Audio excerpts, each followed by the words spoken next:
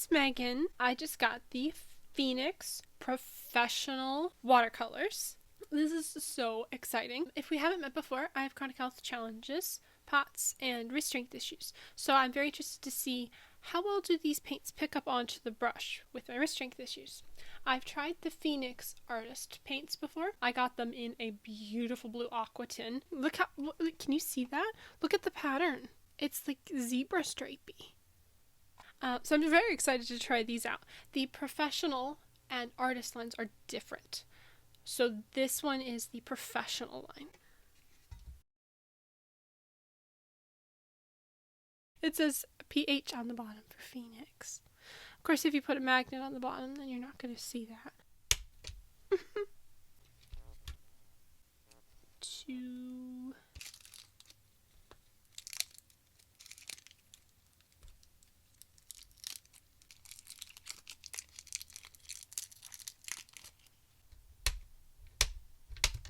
Oh. Trying to tape these down.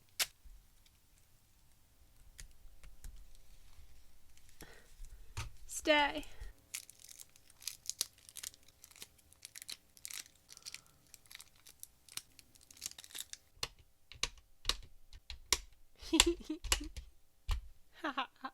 That was fun. Now we can swatch. And his first one is Phoenix Lemon. PY 175. As you can see, there's all the colors. Orlet is PY 40, so that's a cobalt yellow. I will be pulling out anything that's a cobalt from this palette long term so that I can paint and then pause in the middle of painting and take medicines and drink water without having to stop and wash my hands.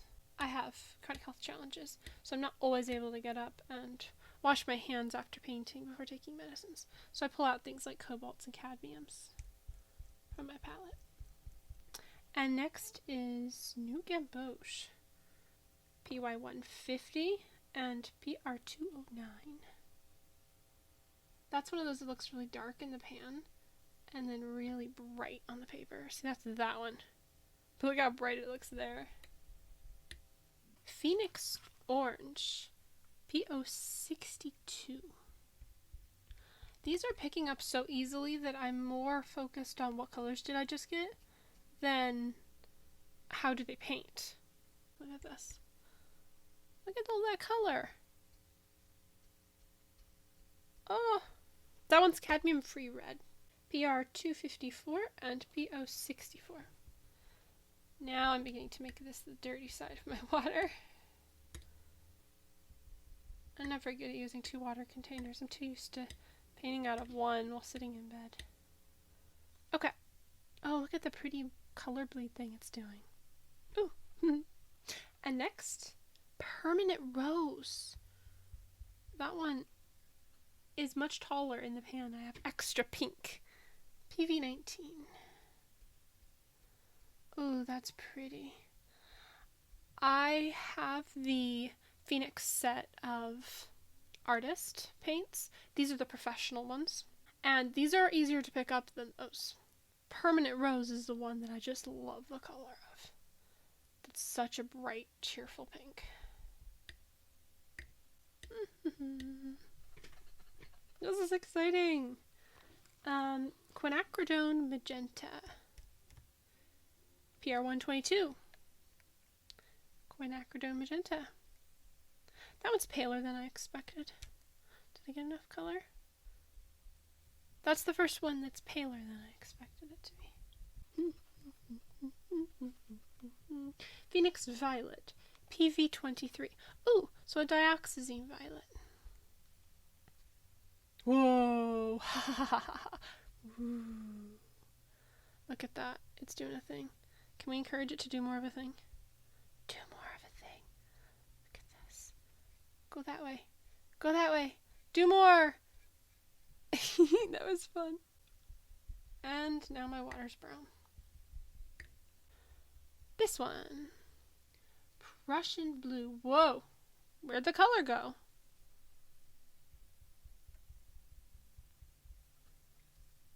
Okay. Let me make sure I picked up the right one. So we have, this was the bright red, and then this is the pink, and then this is the quin magenta, and this is the purple. So this one has to be the Prussian. That is the first color that's really pale. You'd have a fun time painting skies with it, though. Okay. I just expected Prussian to be darker. And Prussian is PB27. And then ultramarine. Oh, French ultramarine. PB29.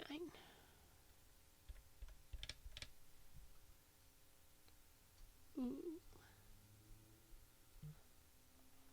That looks like it would be good and transparent. It's got a bit of texture going on to it. A little paler. Blue.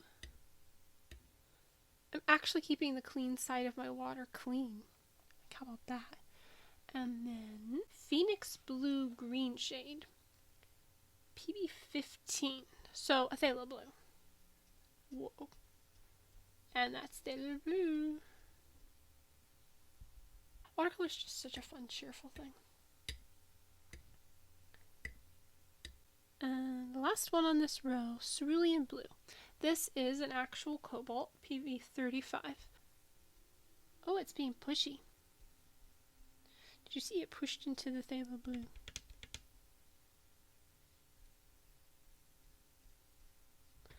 Cobalt turquoise light. Such a pretty color.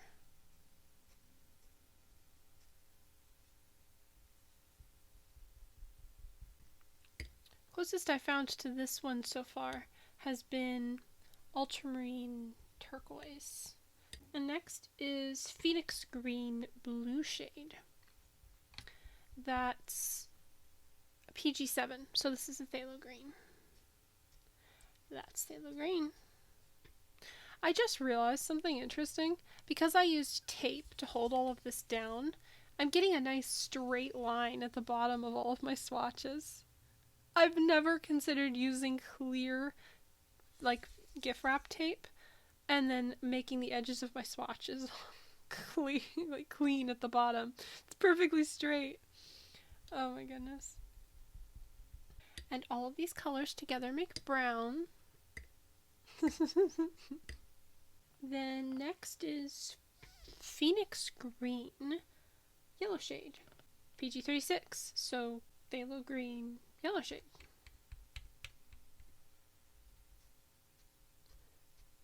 You can see it's kind of yellowier than that one. This one's more bluish and this one's more yellow. This one also didn't pick up as much color as I expected for some reason. I don't paint with phthalo green yellow shade very much, so it's not the prettiest, earthiest color. That's okay. Hooker's Green PY110 and PG36. So some of this mixed with the PY110.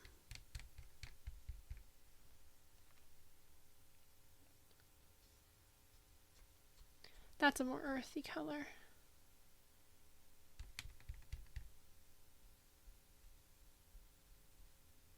You see, the first time it picked up paler and then I added more and it got a little darker. Sap Green PG36, so a phthalo green yellow shade, and PY110. Both the Hooker's Green and the Sap Green use the same pigments,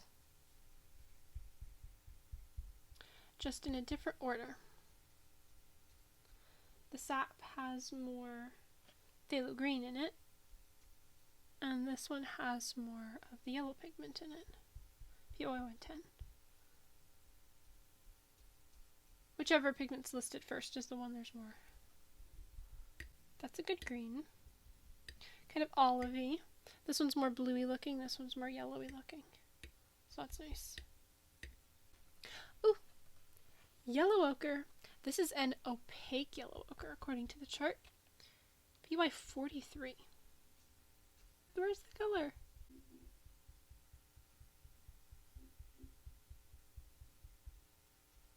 There we go. Maybe it just needed some activation or something. And then next is is Raw Umber PBR7. This is a transparent one, so that's good. That's pretty. Oh, they're doing whooshy pooshy thingies. That's fun. That's a pretty color. You could use that for like sand or something.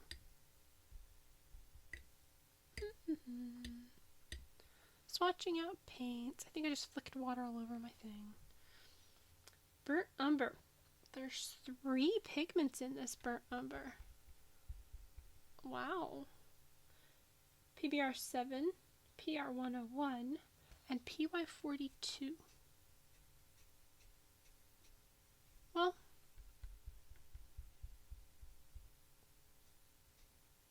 at least it can get darker if you try to pick more up. Initially it didn't paint very dark.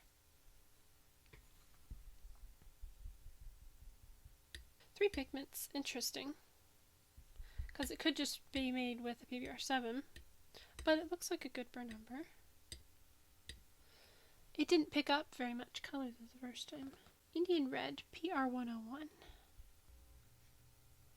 Whoa, it's purpley. Whoa. And opaque? That's very opaque. Oh goodness. Okay. Van Dyke Brown, PR101, PBK6.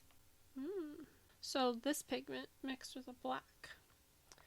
Van Dyke Brown. Ooh. Look, it's doing whooshy pooshy thingies. That's fun. Okay, it's a little yellowy. And it can get darker. But it's got some yellow undertones to it. That's interesting. Payne's Gray. PB15, PBK6, and PB19. Ooh. That's pretty. Get some of that extra water off of there. I don't know how dark it gets. Oh good, that's kind of indigo looking. It's more blue than, whoa, and now I put a ton of color on. That's fun. It can get dark. It's more blue than gray or black for a Payne's Gray. That's really fun. And the last one, Lamp Black, PBK 6/7. Look at the chart, 6/7. I don't usually see that. Well, it means it's made with black. Oh, it's got some texture to it. So you could mix this in with something and get some texture. You can see the texture beginning to form. And it's got a good color payoff. For black, you could mix that with like the green, a little green and a little bit of the black, and end up with like a really dark green. Well, this was really fun. I had so much fun swatching these out. This is the Sophie's Art Mixed Media watercolor paper, by the way. Turtle paper, in case you were wondering. And now that they have dried, can you see that okay? You can see I've got like some texture on the ultramarine. Obviously the cobalts have some texture to them. The Prussian didn't play nicely. It's got these weird water lines. Maybe it's because I went back in to add more color. That one's kind of pale. A little hard to pick up. The sap looks very olivey, which is quite nice. The yellow ochre was kind of hard to pick up. And then the raw umber here, you can see has this like texture. There's texture here. This one's more flat and opaque. That's the Indian Red. And then let's show you the paints up close. So pretty. You were able to see which colors were able to pick up all onto the brush and how much color payoff each one had, and what the colors look like and things, and see it unboxed. That was very fun.